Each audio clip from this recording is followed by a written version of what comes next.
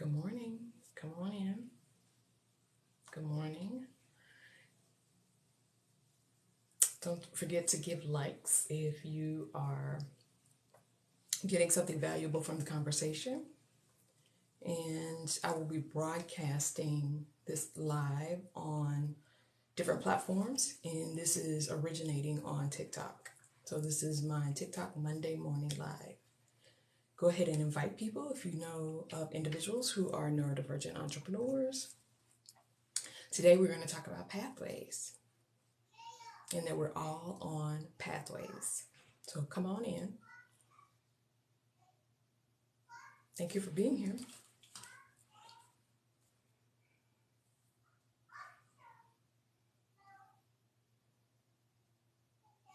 Have some company this morning, so you may hear a few screeches in the background. Thank you for being here. Thank you for being here. Come on in.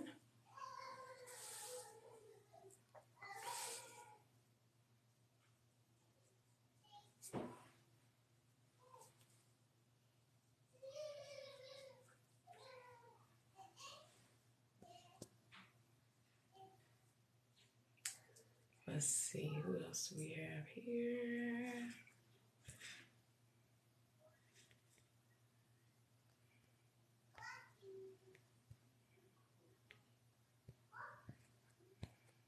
Okay, invited, good morning. Picture Wyverns 544. Good morning.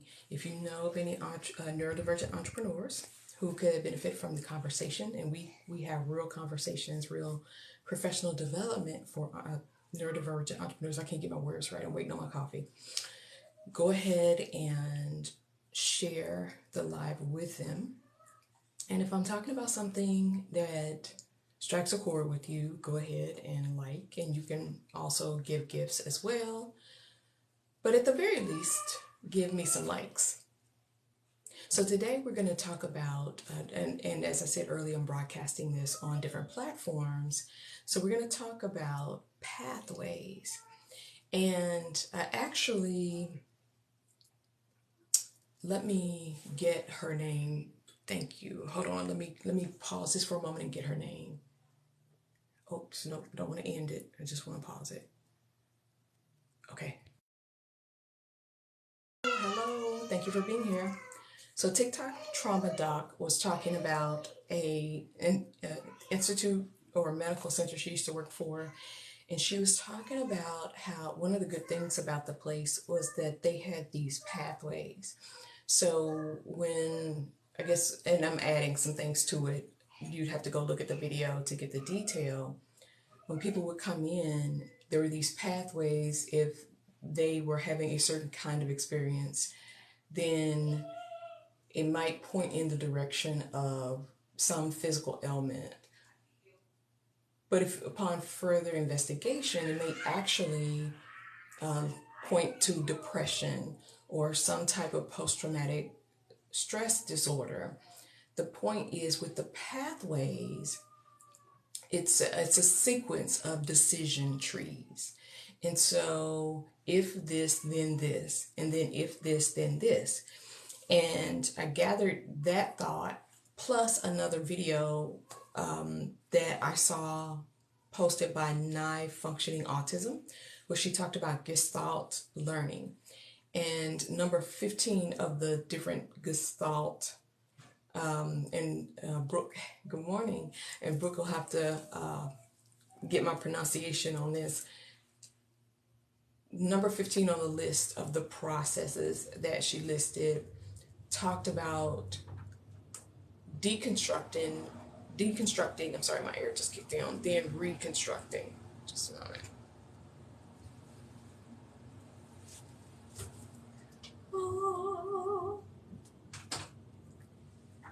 Deconstructing, then reconstructing.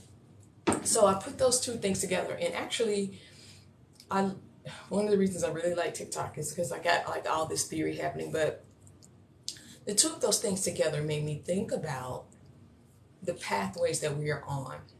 So put a pin in it right there, and I'll come back. One of the things, and so for those of you who don't know me, I'm Dr. Kimberly Douglas, and I'm a consultant to neurodivergent entrepreneurs. And I consult neurodivergent-led businesses.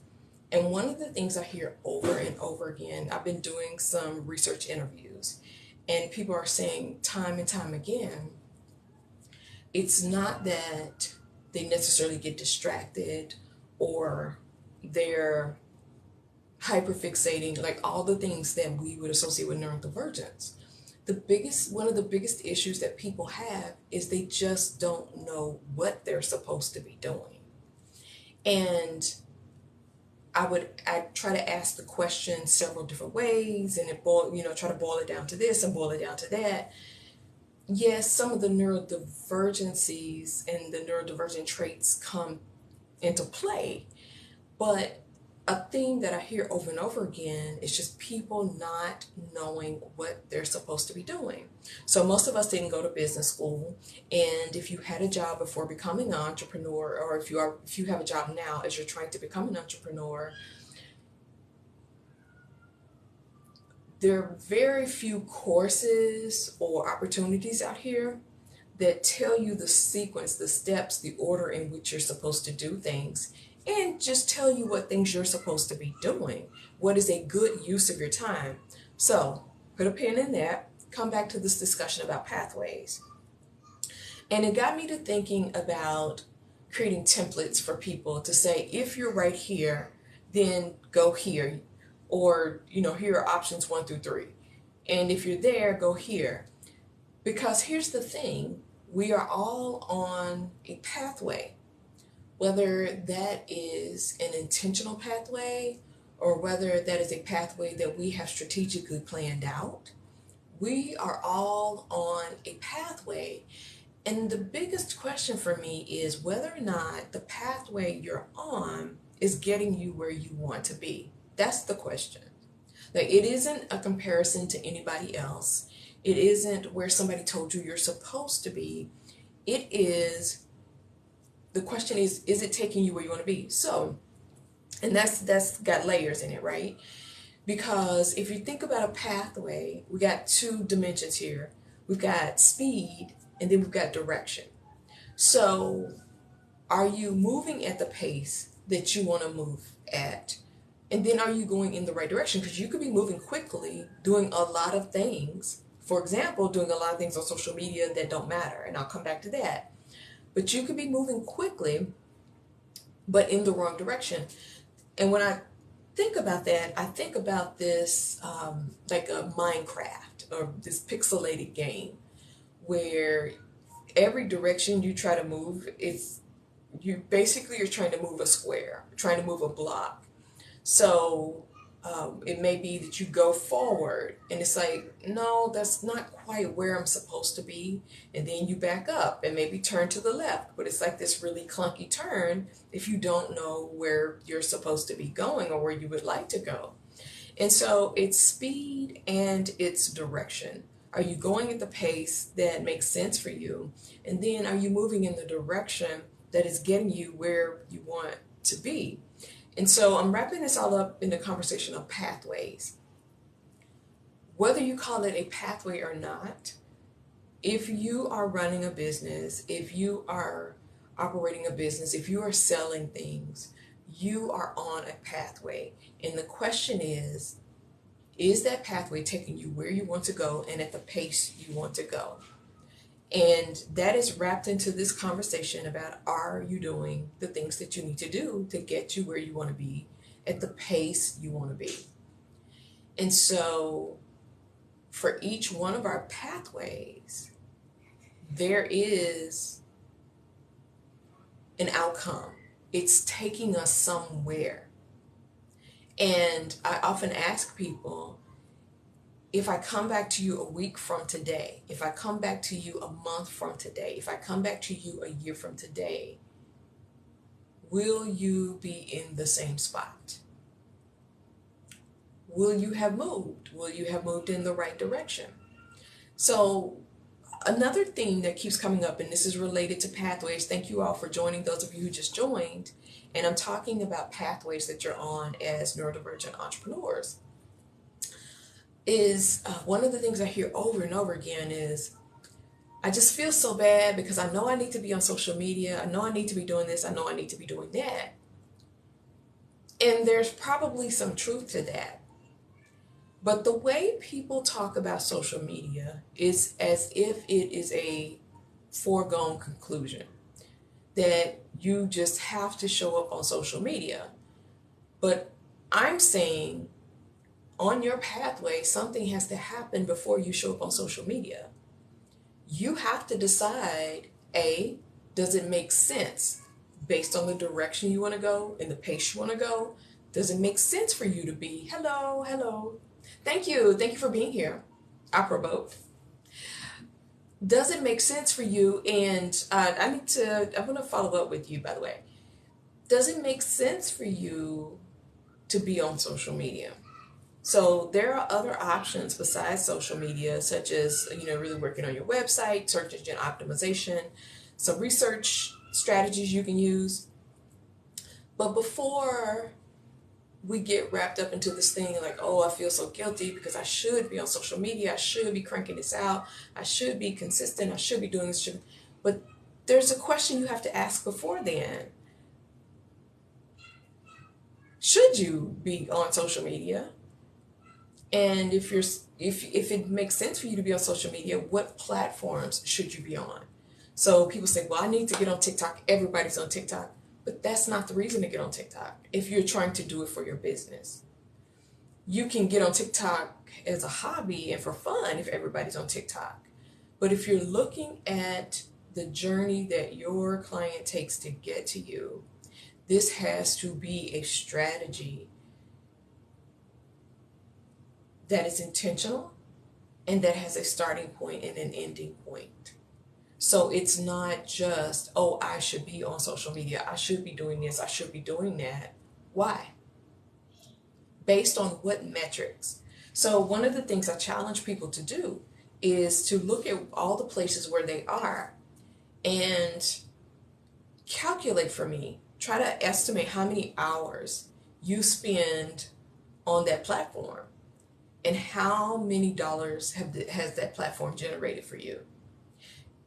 This was an analysis I did with Facebook, and I just recognized, and I'm part of this Reels program where I can monetize my videos, but I recognize, no, I'm making Facebook a lot of money, but it's not pouring back into me. So this is part. Thank you for the rose and becoming one of a top one viewer. Thank you, Cornella Rose, for joining. Thank you, Dyslexic Kitchen Witch, for the likes. And so I had to look at my numbers. I had to look at my metrics. And when in doubt, go look at your data. And the data will tell you how you are allowing people to treat you. They just tell you. It's very clear. And sometimes we think that we're in certain kinds of relationships with platforms, with people, but when we look at the numbers, they tell us a different story. So the overarching conversation here today is about pathways. Each one of us is on a pathway, whether we have been thrust on that pathway or it's unintentional, whether it's intentional, whether it's strategic. We are on a pathway that is going to lead us somewhere. This pathway is going somewhere. And sometimes the pathway is going 2 inches to the left or 2 inches to the right or forward into the future, into building a real organization or having a staff or having fully automated processes. Sometimes the pathway is taking us there. And this comes from my talking with people one-to-one who are telling me time and time again the biggest issue they have as neurodivergent entrepreneurs, and I'm sure this would be the case, probably the case with other entrepreneurs, is they just don't know what to do. So, and I know some of you are in the process of hiring consultants, it makes it really hard to even know what to ask to be able to hire people, because you don't know what's first, what's next. You don't know if what people are talking to you about is just their latest package that they're trying to sell, or if they're being honest with you about what it is you need right now. And for in a lot of cases, it is a canned package that this is what they sell. So Brooke says, and I hope it's okay that I use your name. It's hard for me to not. I try not to use people's real name. The Dyslexic Kitchen Witch. Setting up processes well, in your humble opinion, is a great help already. But to know how you need to know which ones. Okay, I gotcha. But to know how, you need to know which ones. Right. So what ends up happening is a lot of entrepreneurs get subscriptions to a lot of different platforms that we don't need. And I had to take an inventory and look at all the platforms I was on and say, does it make sense for me to be here? Does it make sense for me to be here? Does it make sense to be here? All of these things are helping clear a pathway towards something. And the question is what? In what direction and at what pace? Right? And so in the Dyslexic Kitchen Witch is making a great point, which is that people are willing, because I hear coaches complain about, you want to make things hard for yourself. You don't want to automate. But a lot of people do want to automate. They do want to make things easier for themselves, but they don't have the information to ask the questions they need to ask. So even with the desire to do the right thing, good morning, Journey of Healing, they don't know what to do, right? So they just don't know what they do. And so as we go along these individual pathways, it's important to recognize that you are moving along a pathway in a certain direction at a certain speed. And of course, the direction and the speed can change at any moment. You can change it. Other things, outside forces can change that. But just know that the path is leading you somewhere. So when I go in and try to clean up more and more of my administrative processes, it's like that used to work for me when I was doing this, but it no longer works for me. So then that turns me in a different direction. And it says, you know what, I was going slightly in this direction, now it's more of this direction. I remember when I first started using project management software, and I use a very basic project management software called Basecamp. And it's not necessarily an endorsement. I am outgrowing Basecamp, but Basecamp really is an archive, a calendar, a chat, a group discussion, and a message center. So it's not like workflow processes, things like that. It really is about things that are static, that you just put in one place and it stays there. But probably a year and a half ago, when it dawned on me that I should be using this instead of trying to move things around in Google Docs and not knowing where this is 6 months later and trying to go back to Google Docs.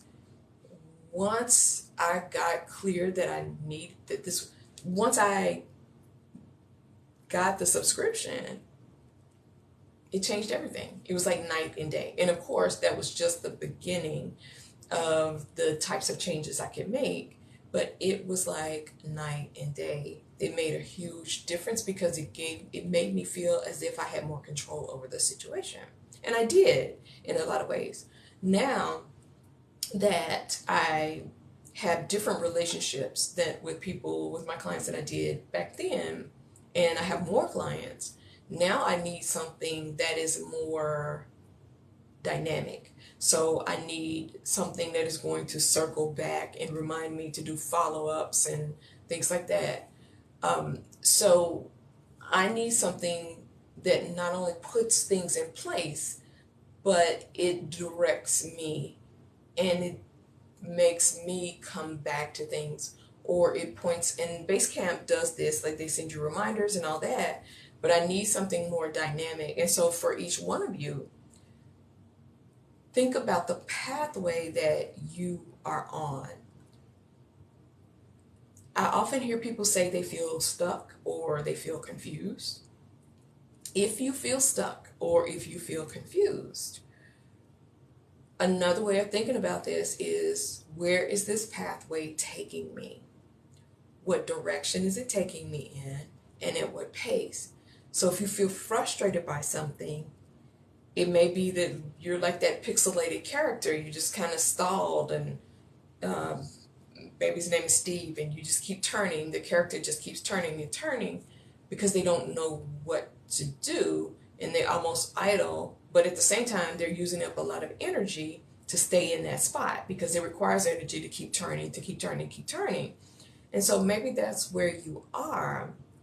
And so then the next step, in order for this pathway to extend forward in a different direction, in a straighter line, it's about aligning with people who can show you, who can tell you what you need to be doing. And of course, I'm one of those people.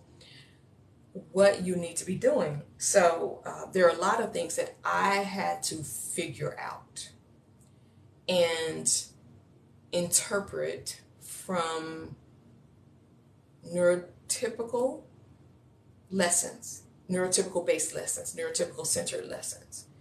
And so there were a lot of lessons that I had to learn in a way that was probably more, in ways that were probably more difficult than necessary. And so um, that's what I always want to do with people, is I always want to just lay it out there. I've worked with people where they give you so much, and then you have to come back and to get this piece and this piece and this piece. But if we're sitting and we're having a conversation, I know with myself as a neurodivergent person and with other neurodivergent people, if there's a question that's unanswered, we can't move forward. So I need for you to answer that question. And in many cases, especially if you bought something that's self-paced and you don't have ways to ask people questions, um, that it's hard to move forward unless you get that question answered. So, good morning. I'll pause here. Face is sweating, it's hot in here. I'll pause here for a moment.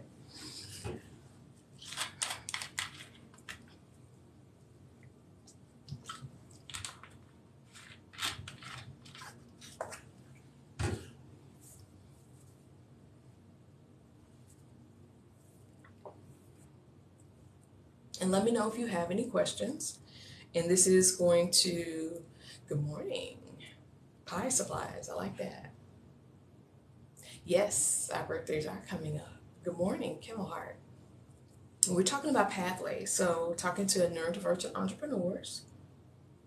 When combos, when stress, bosses hate that. Yes. Yes, they do. A lot of them do. Because they don't want to be held accountable. To ask that doesn't, is there a way to ask that doesn't put people on guard? Let me process that for a moment. Let me process it. I think it depends on the person. I think it does depend on the person. I think it depends on the setting. Some people, it will never be okay, because especially if they intend to weave narratives a certain way. And I don't want to automatically assume negative intent of people because I don't know the people you know. But if some people want to leave open the opportunity to weave a different narrative, and that is the goal, that is the point, then it will, I'm not sure that there's a good way to ask, quite frankly.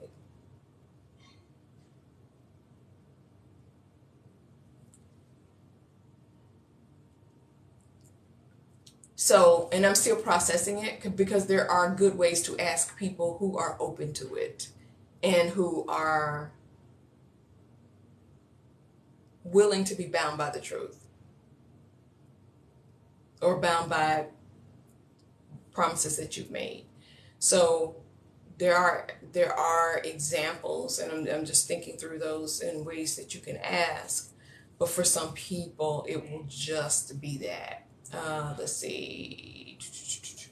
There's a protocol app and phrasing it as taking minutes. You could do that if they want minutes taken. So yes.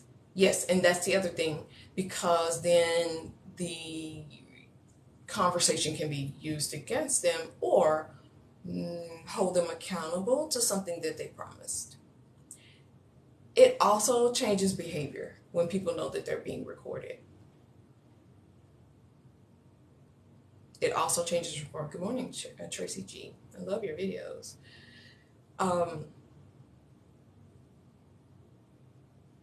So yes, I can give you polite ways to ask, but I'm a person who looks at the bigger picture, which is the intention of the situation. Right. And that could be, well, that may or may not be the point. It could be a point of recording them is to change their behavior, perhaps. And it could be very innocent, no intent. You just need the notes. A two-party state except where privacy isn't expected, like group meetings. Yeah. Yep. And here's the bottom line, whether it's a two-party or one-party, it goes back to their intent. Like, what are they intending? So here's the thing about meetings, and I've done some videos on this before. When we think about meetings, we tend to think of them from a very concrete perspective. So we think about what's the purpose, what is the agenda, what are we trying to achieve? But we also have to think about them from a symbolic standpoint. Why are we gathered in this place when we could send emails? Why are people being forced to come back to the office? When you go to the office, why is the table rectangular and there's a person sitting at the head of the table? So meetings they are just full of symbols, right? And so a lot of times, especially those of us who are very literal thinkers, we think, okay, let's go there, we get the agenda done. Yeah, I have to listen to them, him and ha, blah, blah, blah, and it gets on my nerves. But for some people, that's exactly the point of the meeting, is the symbolic nature of the meeting. Yes, all the messaging and all the symbols. And if nothing else, to let you know who's in charge. Right? And so with the recording, you could kind of pick that apart. So I think this Dyslexic Kitchen Witch had a good suggestion. If you can somehow get it worked into the standard operating procedures or the protocols where it's part of the minutes, so if for taking minutes, then that's a good way to enter it. But let me tell you about that. So then, if there's intent to do something, and I've been in many meetings where they just were. It wasn't, this is not me guessing, this is not me speculating. There were bigger agendas happening. So then they'll say, well, we won't record it, we'll just take minutes. Okay, and so minutes are not the details. Like people think it's like in great detail. No, it's the decisions, the highlights of the key decisions that are made and responsibilities that carry forward or that have implications for things. It's not all those details.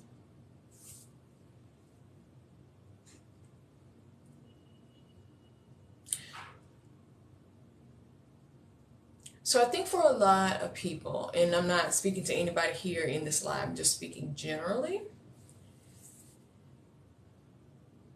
we know that it's difficult for neurodivergent people to be present in, it's not difficult for us necessarily, it's made difficult for neurodivergent people to be in certain organizations, but we don't always understand the details of how and why.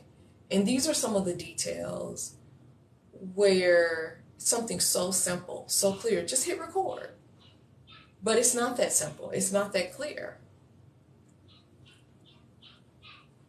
Yeah, they're always in play. Meetings are highly, highly symbolic. They help illustrate control.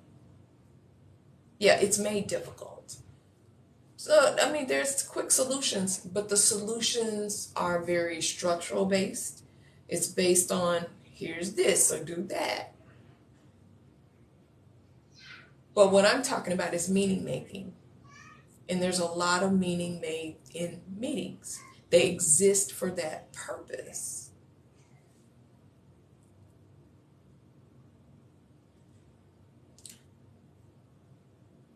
And this is why, like, when you peel back these layers, you can see how many organizations are just not welcoming to neurodivergent people because of these sorts of things. And I would not dare tell anybody to go quit your job to be an entrepreneur. But there are risks to staying in places like this. So inefficient nonsense to me. Well, so it's relative. If efficiency is the goal, then yes, it is inefficient. Well, let me back up. It depends on what your goals are. If your goal is to get the work done, then yes, it's inefficient. But if somebody else's goal is to weave a narrative, is to line people up a certain way, then it is quite efficient. It depends on what your goals are. Like it is what has to be done in order to corral people and to let them know that you're in charge, to let them know that when they do this, you're going to snap back this way. You let them know how far they can go. Safety in the workplace, these are goals. We want that from work. Yeah, we all do, yes. But efficiency is so rarely the primary. Right, right. Neurotypical centered organizations rarely run on efficiency. But it depends on what the goal is. If the goal is for me to assert my power and to let you know that I am in control, then it's not inefficient. It's just that you have a different goal than they have. You see the goals differently than they see the goals. Because that's part of their goals as well, is to make sure they exert that dominance, that they have dominance, or that they let you know that nothing happens in an organization without their approval. All kinds of messages are being transmitted. And yeah, we want a safe workplace. However, most workplaces are not set up to be safe. The basic standard operating procedures, even if they try to install fair processes, they are executed by human beings.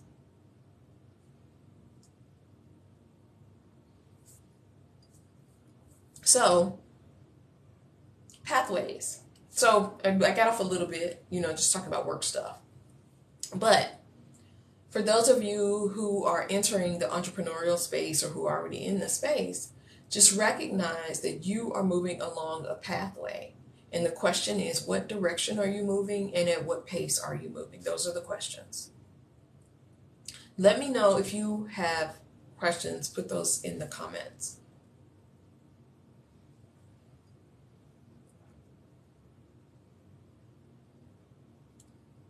Charged about it. Okay, so I forget to read these, and I want to make sure I do this because I'm going to put this in different places. So, Opera Boat says money and safety, and I responded to this early. Money and safety in a workplace. These are the goals. We all want that from work. And then Dyslexic Kitchen, which said, but efficiency is so rarely the primary goal in neurotypical organizations, to which I responded to that as well. And Opera Boat says, ugh, and now I'm emotionally charged about it. You're great. Keep up the good work, Doc. Thank you. Rooting for you. Thank you. I appreciate that. And then ask by Pi Supplies, what traits should I, in parentheses ADHD, look for with the co-founder? Ooh, that's a good question. So, let me lean in a little bit. And not endorsing that book, but whatever. So one of the things that I, as a neurodivergent person, I think in relationships. And so there are different people that I work with, and in talking to them individually, I'm able to make these connections with other people that I work with. So that's one of the things I've started doing, really working on collaborations.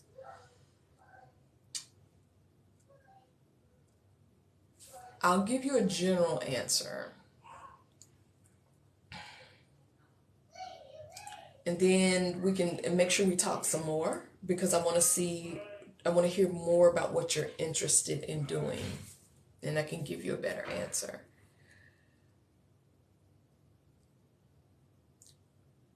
I think the first thing you have to do is you have to understand how you work as an entrepreneur.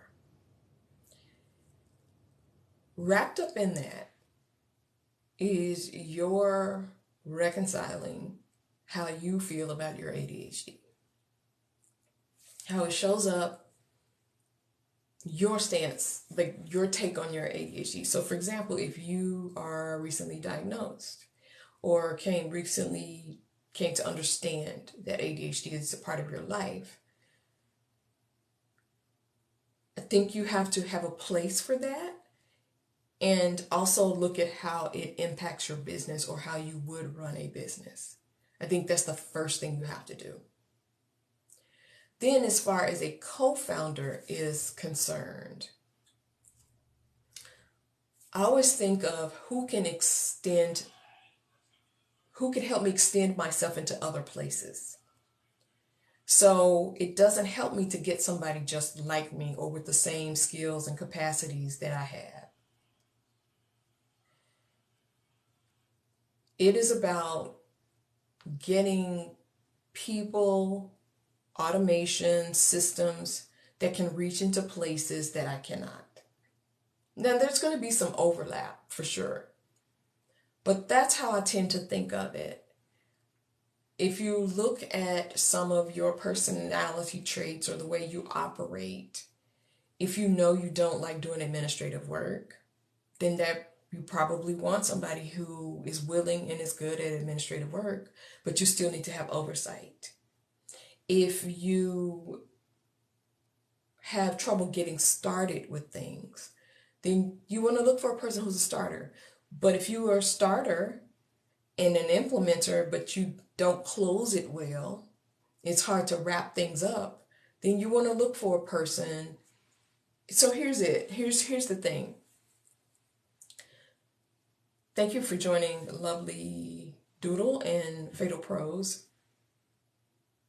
A lot of people, when they talk about their neurodivergence, they talk about it of like, this is my strength, this is my weakness, or I do this and I hate that I do this, and I have so many ideas and I wish I could manage this better, control this better. So what I say to people is start in a neutral place.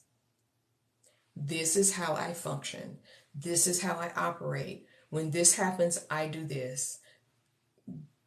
When I'm starting a project, this usually happens. So keep it very neutral so that you can look for people who can complement that, as opposed to looking at it and judging it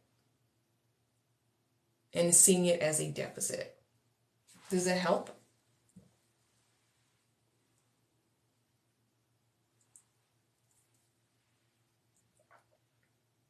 And I'll start wrapping up here in just a moment. Does that help? Good. So it starts with you. And it starts with you as just like this. This is a coffee cup, a mug. It is ceramic. It has lime green on it. It has white on it. It has flowers in the background. Not, this is a large cup, or this cup is heavy, or not that, oh, this cup is ugly. No, you're just describing, just laying out what's here so that you know what else is needed. And along with those descriptions are descriptions of what your needs are. and recognizing what your needs are in a relationship, and particularly in a business relationship. What you expect from them. Thank you for the star. Yay! I've never gotten one of those before. Thank you. Thank you. You sent me golden stars. Very nice. So I'm glad it was helpful. And I'm going to wrap up here. So let me know if you guys have, not guys, if y'all have other questions before I get off.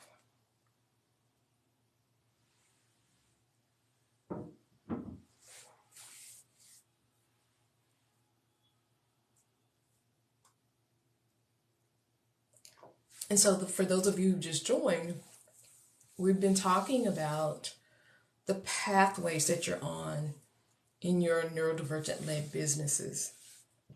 And that each one of us is on a pathway. And we could shift, we could pivot at any moment. And that has to do with direction as well as pace. Okay, so Pi Supplies have to hop off as well. Thanks again. Yes, let's be in touch. Let's talk soon. Yes, y'all, bring it. I'm originally from Texas, so I appreciate it. Yes, y'all. Tennessee. So you have to recognize that you're on a pathway and that the decisions you make determine the direction and the pace in which you move on this pathway. And as I'm talking to people in doing some research interviews, I'm finding that people who are leading businesses who are neurodivergent simply don't know what they should be doing. And so that causes us to idle, to stall, to the illustration I gave was like the pixelated character in Minecraft who's just turning in all kinds of hello, Bibo Mia, yes, who's just turning in all these different directions, but they're not really going anywhere. So they're taking up a lot of energy, but to idle like that takes up a lot of energy and just not moving in any one direction. Can resist. Oh, the only 10 lives you couldn't resist. Very good. Thank you for the likes. And so we're talking about pathways today in that all of us as entrepreneurs, we are either intentionally or unintentionally on a pathway. And the decisions we make along the way determines what pace we're going, and it also determines what direction we are going on this pathway. And I got this idea from another creator who talked about going to who worked at this health institute where they had these health pathways that they can map out with people. And I'm interested in doing something like that at some point, creating some templates like that. But it got me to thinking about the different pathways that people are on, especially people who don't know what they should be doing right now. Yeah. So thank you guys for joining, and make sure if we're not mutuals, you can comment on one of the videos. I'd like to chat with you, see if you have other questions. I know I'll be back on live Thursday, maybe earlier, but I look forward to talking to you then. But I'm here every Monday at 9 a.m., around 9 a.m. Central. But check out the Neurodivergent Entrepreneur. Go to my link tree. You can see items listed there. And let's stay in touch. So you don't have to idle around like the Minecraft character. You have support. Hello, Bill. And you can...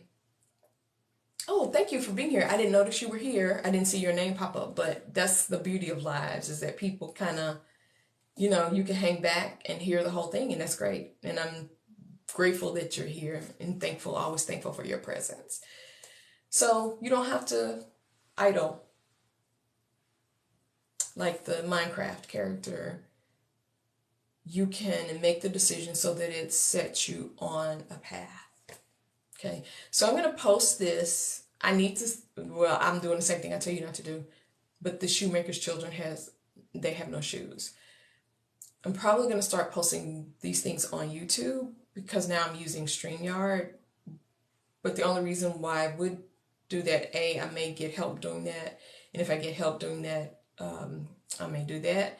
And I am on LinkedIn, so it makes sense for me to post this both in my group and I'm going to put it on my Patreon, and then also have a mailing list. So I send it to people who are on my email list, but I'm also, so LinkedIn, and also get clips from this as well. So let me know if there's a piece that you felt like was really helpful that you would like to see as a video. Thank you all for being here. Have a good rest of the week. Take care.